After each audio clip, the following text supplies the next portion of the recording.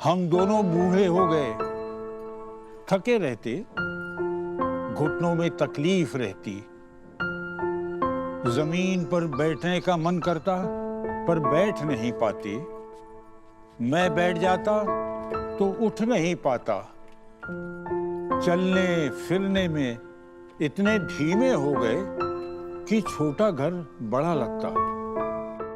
ज्ञानपीठ पुरस्कार से सम्मानित छत्तीसगढ़ के प्रख्यात हिंदी साहित्यकार विनोद कुमार शुक्ल का 89 वर्ष की आयु में रायपुर के भारतीय आयुर्विज्ञान संस्थान में निधन हो गया।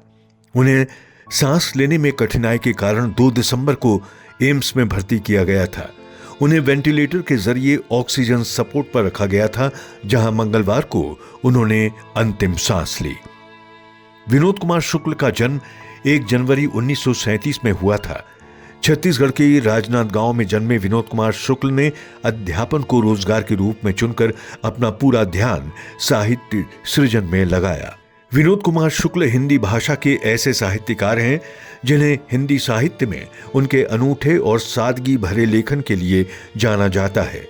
हिंदी साहित्य में अद्वितीय योगदान, सृजनात्मकता और विशिष्ट लेखन शैली के लिए प्रसिद्ध साहित्यकार विनोद कुमार शुक्ल को वर्ष 2024 में 59वां ज्ञानपीठ पुरस्कार प्रदान किया गया था। विनोद कुमार शुक्ल हिंदी के 12वें साहित्यकार हैं जिन्हें यह पुरस्कार प्रदान किया गया। विनोद कुमार शुक्ल छत्तीसगढ़ राज्य के ऐसे पहले लेखक हैं जिन्हें इस सम्मान से नवाजा गया। लेखक, कवि और उपन्यासकार विनोद कुमार शुक्ल ने उपन्यास एवं कविता की विधाओं में साहित्य सृजन किया। उनकी पहली कविता 1971 में लगभग जय हिंद शीर्षक से प्रकाशित हुई थी। उनके मुख्य उपन्यासों में नौकर की कमीज, दीवार में एक खिड़की रहती थी और खिलेगा तो देखेंगे शामिल हैं। 1979 में उनके उपन्यास नौकर की कमीज पर इसी शीर्षक से फिल्मकार मणिकौल ने फिल्म भी बनाई। उनके दूसरे उपन्यास दीवार में एक खिड़की रहती थी को साहित्य अकादमी पुरस्कार प्राप्त हुआ। उनका लेखन अपनी सरल भाषा, रोचक प्रभा, गहरी संवेदनशीलता और अद्वितीय शैली के लिए जाना जाता है।